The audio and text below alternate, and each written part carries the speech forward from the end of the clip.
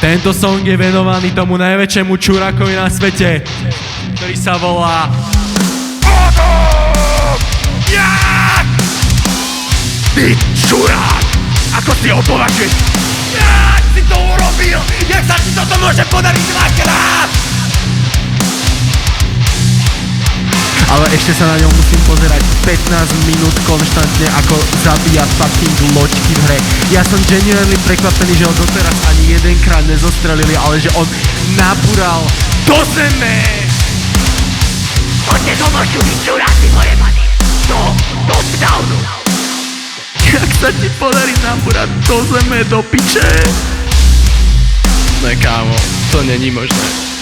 Adam, mal by si porozmýšľať nad svojimi decisionami v živote. Toto není art style štýl, ale úvaha nad tým, že či by si nemal zomreť. Zabij sa. Tento song je venovaný tomu najväčšiemu čurákovi na svete, ktorý sa volá Ty čurák! Ako si ho považuješ? Si to urobil! Jak sa ti toto môže podariť dvakrát? Ale ešte sa na ňom musím pozerať 15 minút konštantne, ako zabíja fucking loďky v hre. Ja som genuinely prekvapený, že ho doteraz jedenkrát nezostrelili, ale že on nabúral do zeme! Poďte do mošu, vy čuráci! Do lockdownu! Jak sa ti podarí nabúrať do zeme, do piče? Ne kámo, to není možné. Adam, mal by si porozmýšľať nad svojimi decisionami v živote. Toto není art style štýl, ale úvaha nad tým, že či by si nemal zomreť. Zabij sa.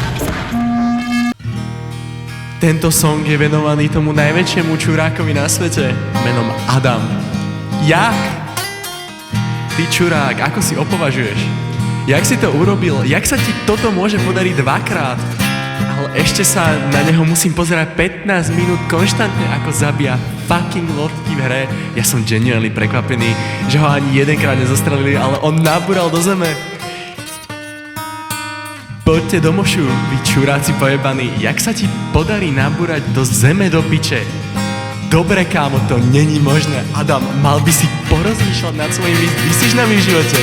Toto není art style štýl, ale úvaha nad tým, či by si nemal zomreť. Zabij sa.